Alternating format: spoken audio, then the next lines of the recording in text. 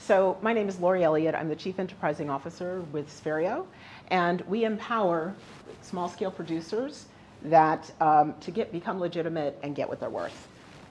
So imagine that you're a small-scale producer, a miner or a farmer, and you produce high-value commodities like cocoa, gold, battery minerals, things that we consume and use every day, but you remain in poverty. In fact, your work is unsafe, unhealthy for you and your community. Your honest work is considered illegal because you do not have official ID or a license.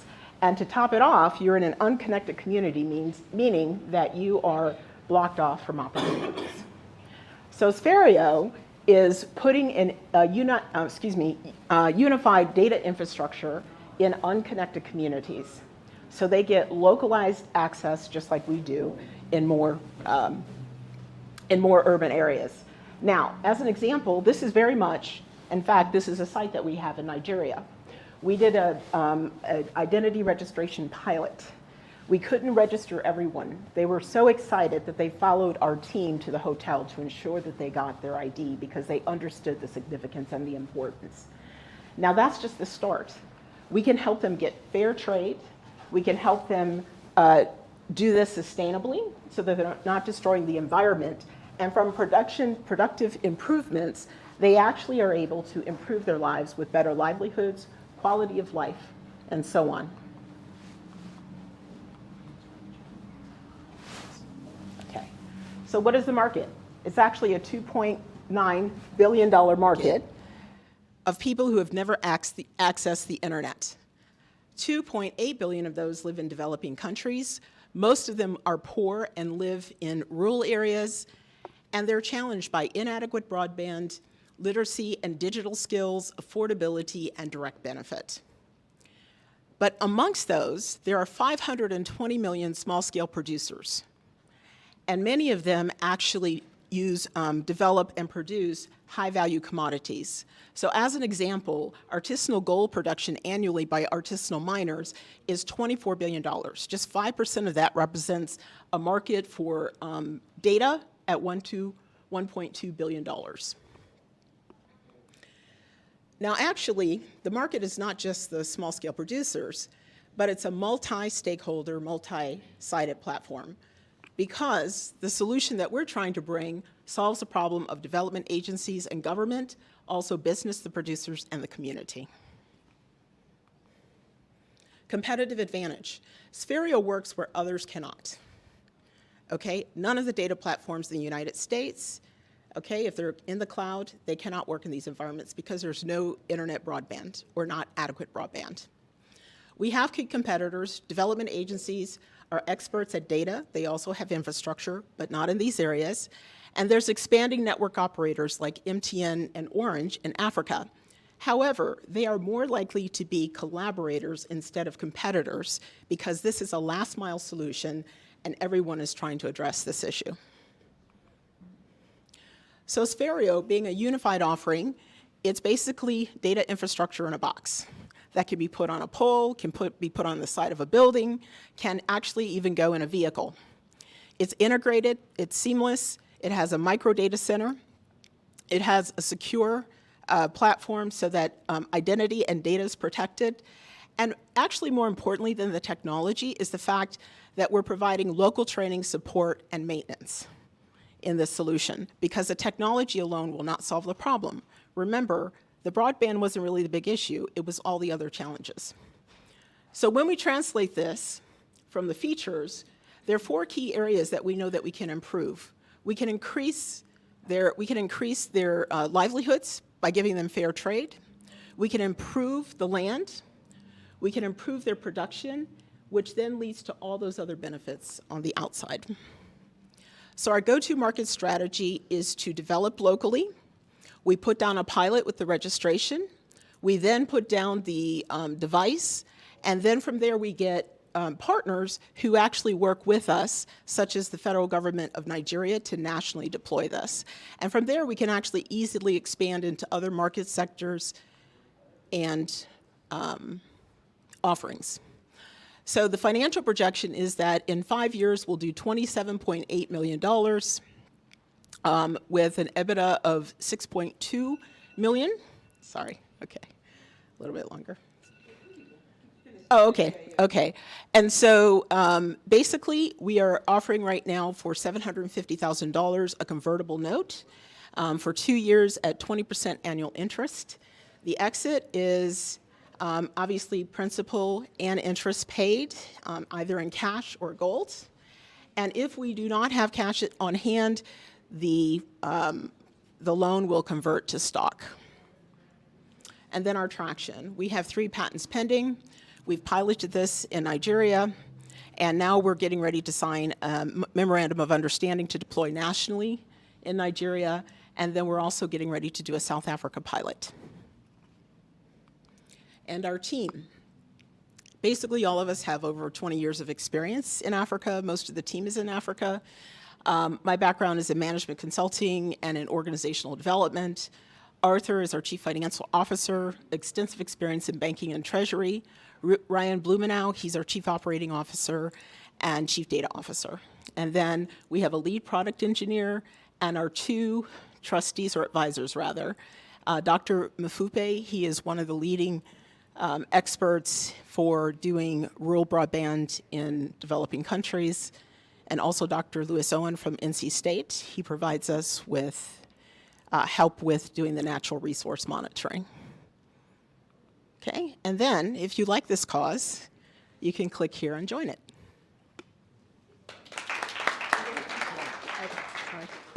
All right, so Lori, good job. I know it's extraordinarily difficult to jam everything that you wanted to say into that small time frame, but it's a great exercise because it forces you to think about what to include and what not to. So and I know it's extremely hard to do.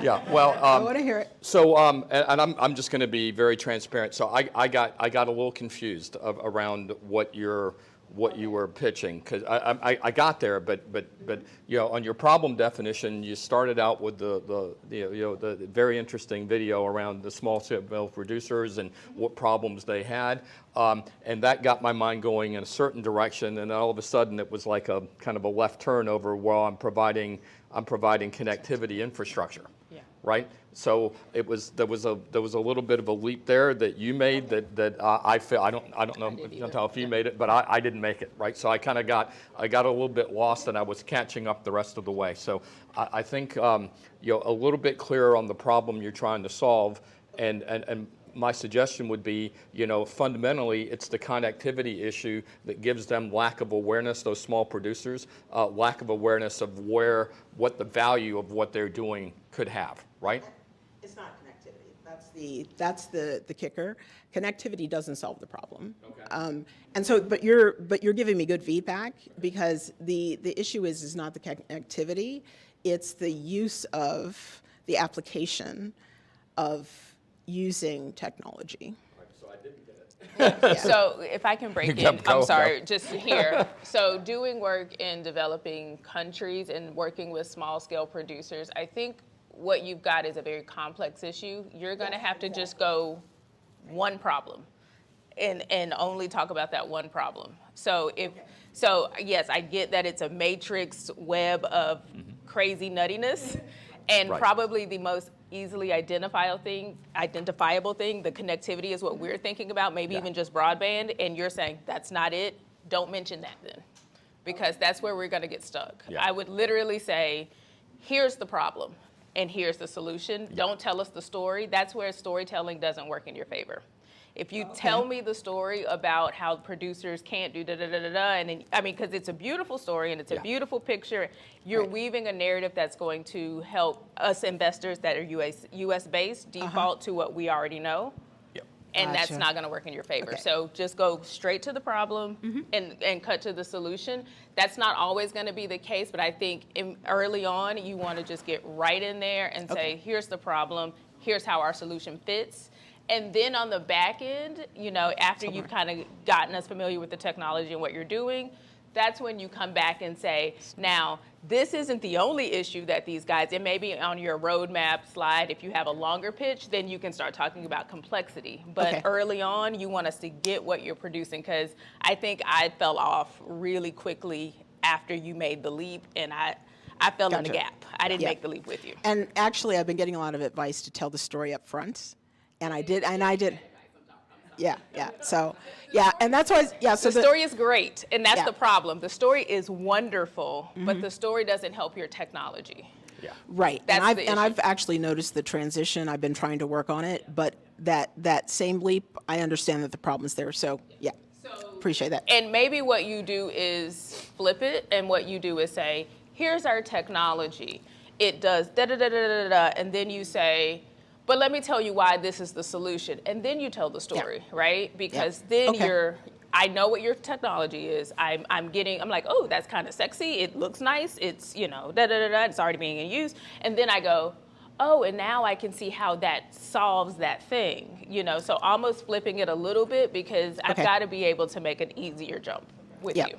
Yeah. So almost putting me at destination and then taking me backwards. Okay. Sorry, go ahead. No. That's all good. So I like the fact that you talk very explicitly. Hey, we're doing a convertible note. Here's what it. One little bit of coaching on that part. Don't talk about an exit from a convertible note, because nobody cares. Okay. It's just That's fine. Perfect. I get it was you were accurate, but nobody cares. So Great. you're way too early to be talking about, or an investor to be thinking about an exit. And if they are, then you really don't want them as an investor. Okay.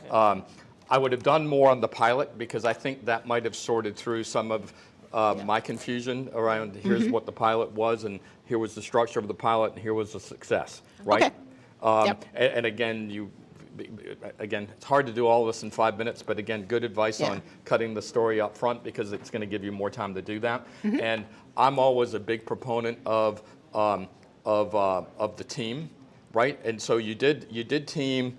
I would push that a little bit earlier, and I would Okay. try to connect why those folks are relevant, right? What are they bringing to the table a little bit more? And Okay. because what I normally want to see is a team that's really passionate about what they're doing. And I can tell you are, but I from what you did on the team, I couldn't really get quite a handle on why they're passionate about it. And I had one more thing, but it slipped my mind, but it'll come back, because Chantel's going to bail me out here. Oh, okay. Well, I'm going to start with the team. I'm going to give you the same advice. Get more women. There you go. But but no, seriously. I think a few things here. I love that you have a tech solution. I'll give you a little bit of presentation advice. You're like me, and you like to move. Oh. You dance, don't dance. You have a lot of content to get through, and then if you're dancing, it doesn't much help. for the people. So it's Yeah. just stand Okay. and own. Okay. I would say is my minor piece of feedback. The storytelling is wonderful. Find a smaller story though. Okay. A much smaller story that's Okay. going to be still as impactful, but easier for you to move through, and think 30, 45 seconds Okay. directly through. And I know it's hard, because I have those really great stories too that we get to work with. I would also give you those pilots are going to be transformational, I think, for your fundraise. So Yeah. when you start talking about, you don't want to shortchange yourself, especially when Okay. you start getting into pitches for money. Okay. So make sure that when I would rather you spend more time talking about the pilot versus your storytelling. Yeah. You want to talk about, hey, we were able to sell this to the Nigerian government, or to a whatever in Nigeria. That's the story. Okay. That's saying I've got some paying customers or some users, and this is how that's the story you want to be telling, Okay. because that shows traction and growth and everything about you encapsulated. And then I'm sure there's some success stories that are going to drop out of that. And that's where you can spend a lot more of your proof time. Okay. And that's going to probably help you in multiple ways. Talk about the technology. You can talk about the people. You can talk about your team members in there. Like, your pilot probably gives you all of that. You can even talk Yeah. about even some of that other problem complexity that might fall out of there. Hey, we came in thinking our technology was going to solve this, but then we also found that it does boom, boom, boom, and boom, right? Which is going to give us longevity here and here, or open up these other markets. So think about even that storytelling part. maybe that comes into your pilot or your next few pilots. I saw in there that you had an accelerator tucked into there. Maybe think about how, I think overall your pitch itself doesn't do, it sounds like what you've built justice, I think is what I'm kind of feeling. Okay. I agree.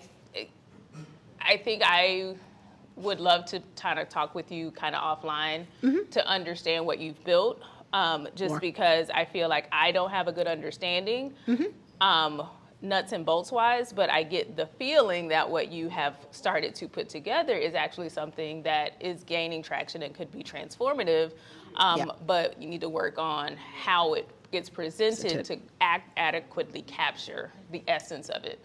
And I think that's where, Pitch Breakfast definitely comes into play, and it's hard doing it in 5 minutes. So next time around, you only have 5 minutes. I would say the few slides you need are, problem, solution, pilot, team, and maybe financials. Well, actually, that brought me back. Thank you. I bailed him out. I did it. You did bail me out. So financials at this stage, nobody cares about your financials, right? What they care about is your business model, right? How do you make money as opposed to your financial projections? Because as investors, we're not going to believe them anyway. Exactly. Right. Right. Yeah. Just at this stage, they're made up numbers, right? Yeah. So I want to know more about what's your business model, how do you make money, and then I can think, okay, I can apply that and say, okay, you've deployed this in one instance, I'm going to do 100 of those a year. I can do that math, right?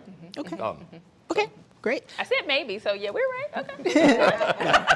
No, I mean, actually, it's great advice, and I think you're absolutely right on the pilot. The pilot actually answers all of that because that in itself is a story. My team, they went to a highly insecure area. They did it successfully. They had community involvement. They're willing to sacrifice. They're putting their time and effort. So I think we can do it around the pilot. Okay. Great. Thanks.